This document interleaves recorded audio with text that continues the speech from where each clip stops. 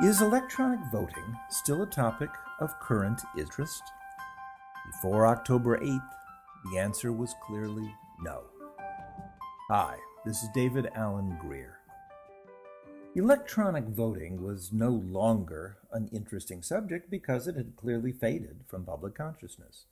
In the United States, the Federal Electoral Assistance Administration, which is the government agency that oversees electronic voting, was quietly operating programs to develop and certify new voting equipment, but it was doing nothing new.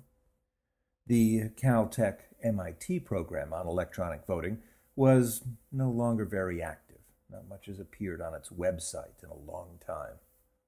The events that had originally sparked interest in electronic voting, that began with the 2000 U.S. presidential election and continued through the 2010 very successful and very visible hacking of the Washington, D.C. voting system, were all fading from thought. However, on October 8th, the Atlantic Council, a Washington, D.C. think tank, held an event to announce that it had released a report on electronic voting.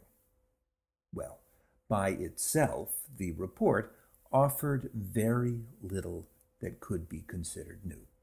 It was written by Atlantic Council staff, and it generally rehashed ideas that had been developing over the past 15 years.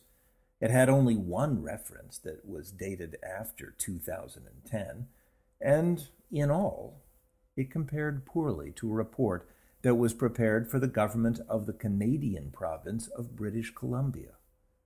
If you want a current review of electronic and internet voting technologies, you should turn to the British Columbia report, not the Atlantic Council paper.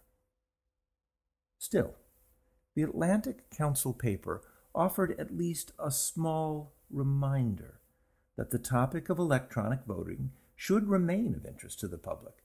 It noted that the problems of electronic voting have not been solved, that systems are still vulnerable to hacking and manipulation, and finally, that we may ultimately be 30 years from the point where we will have secure and private supervised internet voting, that we never may be able to trust unsupervised internet voting.